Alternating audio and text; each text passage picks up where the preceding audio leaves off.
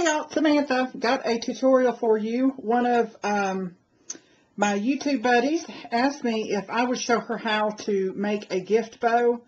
And this is one that I just did actually for my sister-in-law. She loves brown. And so I had this ribbon to make some with. And just to show you about how much ribbon that bow takes, this is a 30-foot roll, brand new. And this is what is left of the roll that I made her bow from. So it takes a good bit of ribbon to do it.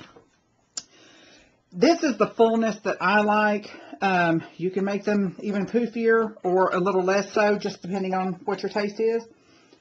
I would suggest using ribbon that has some body to it, maybe some wire-edged ribbon or some ribbon that is a little bit stiff. If you use a real thin or narrow, not thin, but narrow or limp ribbon, it's going to kind of flop on you a little bit. So I've definitely had the best results out of using a fuller ribbon.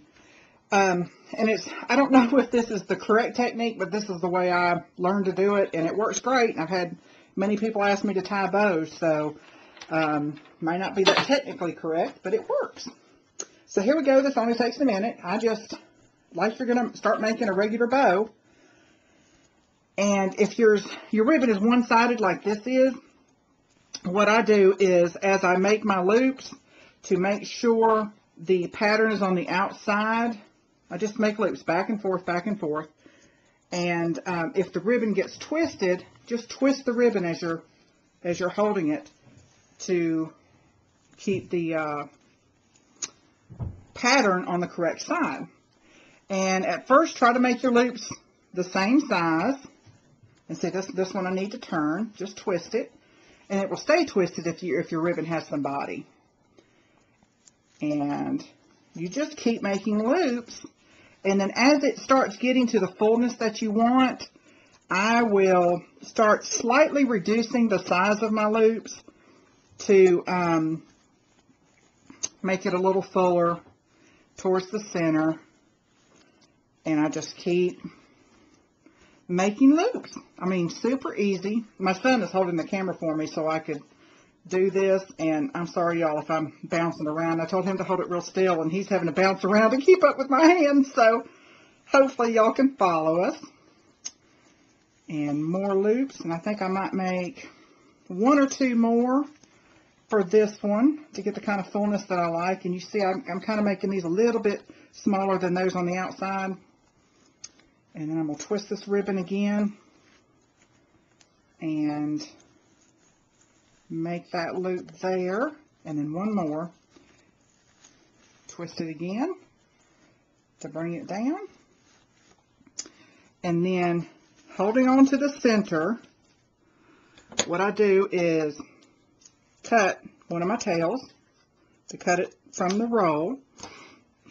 And then I will take the ribbon off the roll and cut another length, and we'll see how long this is. What, about 8 to 10 inches long? And then find, the center of your bow on the front and bring that to the back, flip it over, and I just tie a knot. And if your ribbon has a lot of body, it will hold really well like that does. And then all you do is start poofing up your loops, and you can rearrange them. Having a stiff ribbon allows you to do the arranging just like you like. And you just poof them up and arrange and poof and arrange. And this one, I've got one loop that's a little bit longer than I want, so I'm going to pull the tail a little bit to tighten it up. And you just adjust your bow until you get exactly the look that you want, and you end up with a gift bow. This is also real pretty. You can leave longer tails if you want to do one for the top of your Christmas tree. And one of these is actually going to be for that. She has a 4-foot tree that she's done in a lot of browns and golds. So one of them is going to be for a gift, and one of them is going to be for her tree. And that's it. It's that simple. If y'all have any questions, don't hesitate to let me know, and I'll see you guys next time. Thanks for joining me.